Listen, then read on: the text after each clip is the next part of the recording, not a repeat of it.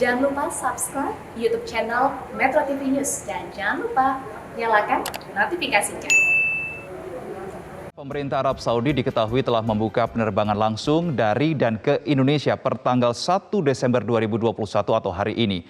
Namun Menteri Agama Yakut Khalil mengaku belum mendapatkan kesepakatan bersama mengenai kuota jamaah. Kendati demikian, Kementerian Agama tetap melakukan persiapan dan simulasi keberangkatan jamaah umroh. Memang kita belum bisa memberangkatkan jamaah umroh secara masif, secara massal, banyak. Belum bisa, karena seperti yang tadi saya awal sampaikan, ini adalah bagian dari simulasi. Supaya meyakinkan pemerintah Saudi lah kira-kira bahwa kita ini siap dengan protokol, sehingga bukalah ini. Jadi MOU itu ya tergantung mereka, pemerintah Saudi Arabia. Jadi kalau mereka ngundang kita, mereka yakin bahwa kita umroh ini bisa, ya mereka akan undang kita untuk MOU. Nah, insya Allah umroh ini saya sudah minta kepada Dirjen Haji untuk bisa dibuatkan skema as soon as possible, secepatnya.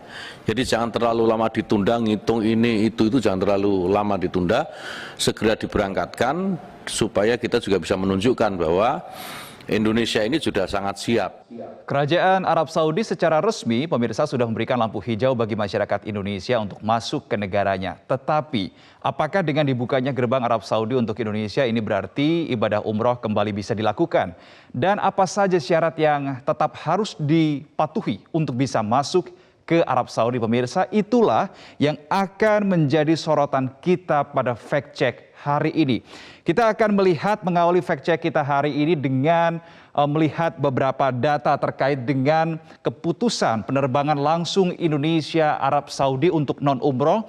Ini sudah mulai berlaku pada tanggal 1 Desember 2021 pukul 01.00 atau pukul 1 dini hari. Seperti yang tadi kita sudah singgung di awal segmen ini. Aturan ini berdasarkan dengan regulasi otoritas penerbangan Arab Saudi tertanggal 25 November 2021 kemarin. Dan aturan lainnya, pemirsa, para warga negara Indonesia yang ingin menuju ke Arab Saudi untuk non-umroh tidak diwajibkan untuk melakukan suntik dosis ketiga atau booster. Tetapi mereka masih diwajibkan untuk menerapkan protokol kesehatan. Meski tidak wajib untuk mendapatkan suntikan vaksin COVID-19 dosis ketiga, tetapi warga negara Indonesia yang menuju ke Arab Saudi untuk kegiatan non-umroh diwajibkan melakukan karantina 5 hari di hotel yang sudah ditunjuk atau ditetapkan oleh Kerajaan Arab Saudi dengan biaya karantina mandiri, alias ini ditanggung oleh warga negara Indonesia itu sendiri. Kemudian muncul pertanyaan, ketika gerbang negara Arab Saudi sudah dibuka untuk warga negara Indonesia, kapan warga negara Indonesia khususnya yang beragama Islam bisa melaksanakan kegiatan ibadah umroh? Kita menuju ke slide berikutnya. Ini adalah statement yang disampaikan oleh Menteri Agama Republik Indonesia Yakut Khalil Qaumas pada saat rapat kerja bersama dengan Komisi 8 DPR RI pada tanggal 30 November 2021 kemarin, pemirsa. Ini adalah salah satu statement yang kami kutip khusus untuk keberangkatan umroh. Menteri Yakut mengatakan bahwa jamaah umroh yang tertunda keberangkatannya sejumlah 18.752 orang menjadi prioritas yang diberangkatkan pada tahap awal dibukanya penyelenggaraan umroh pada Desember. Berarti dari statement ini kita bisa ketahui bahwa untuk keberangkatan ibadah umroh di tahun 2021 ini akan diawali di bulan Desember dengan prioritas sejumlah 18.752 orang. Kenapa jumlah ini menjadi prioritas, pemirsa? Kita akan melihat jawabannya di slide berikutnya.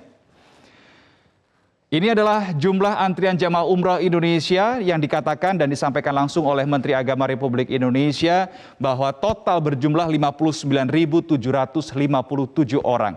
Dari angka ini, 18.752 orang diantaranya sudah punya visa dan siap berangkat. Inilah menjadi jawaban mengapa angka 18.752 orang akan diprioritaskan untuk keberangkatan di tahap awal ibadah umroh pada bulan Desember 2021. Aturan ini atau jumlah ini, pemirsa, berdasarkan dengan data yang dihimpun di Siskopatu Kemenak Republik Indonesia. Ketika kita sudah melihat antriannya berapa, kemudian berapa yang diprioritaskan untuk keberangkatan pertama, kita tentu harus melihat syarat apa saja yang harus dipenuhi untuk melakukan ibadah umroh. Yang pertama adalah tentu jelas harus memiliki atau mempunyai visa umroh. Dan yang berikutnya adalah sudah divaksin dosis lengkap alias 2 suntikan yang diakui oleh Kerajaan Arab Saudi. Ini kalau bagi mereka yang akan melakukan ibadah umroh dan sudah divaksin menggunakan vaksin yang sudah diakui oleh Kerajaan Arab Saudi, maka mereka bisa melaksanakan ibadah umroh tanpa karantina. Ini yang harus digarisbawahi. Tetapi kalau warga negara Indonesia yang akan melaksanakan ibadah umroh ini menggunakan vaksin yang diakui oleh WHO dan sampai dengan saat ini masih belum diakui oleh Arab Saudi, tetap bisa melaksanakan ibadah umroh, tetapi dengan catatan wajib karantina selama 3 hari dan setelah selesai masa karantina, WNI tersebut diwajibkan untuk tes PCR. Jika hasilnya negatif, maka yang bersangkutan akan diperbolehkan untuk melaksanakan ibadah umroh. Kita menuju ke slide berikutnya untuk mengetahui vaksin yang sampai dengan saat ini diakui oleh Kerajaan Arab Saudi. Kita melihat ini ada di 2 sisi.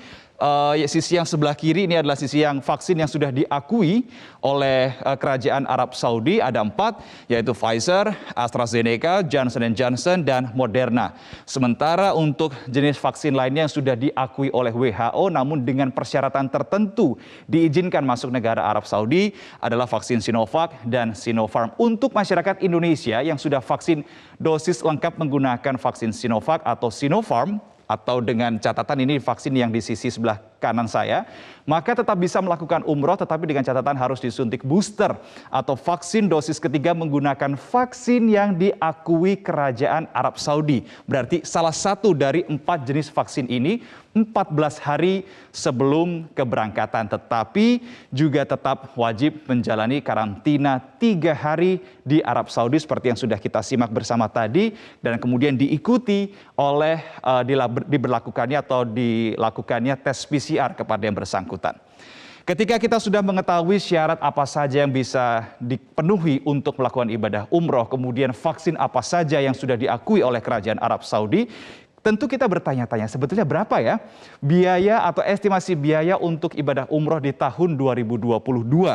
Kalau sebelum pandemi ibadah umroh ini pembiayaannya dipatok di kisaran 20 sampai dengan 25 juta rupiah, maka saat ini pemirsa, untuk ini adalah sekali lagi ini estimasi atau perkiraan untuk biaya umroh setelah pandemi, maka akan ada kenaikan 30 sampai dengan 50% atau meningkat menjadi sekitar 30 sampai dengan 35 juta rupiah.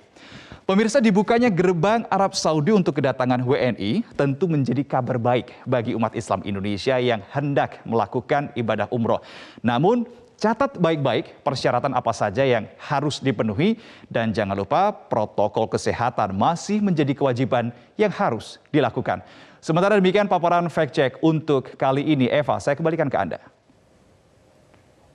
Baik, terima kasih Reno Reksa untuk pemaparan Anda.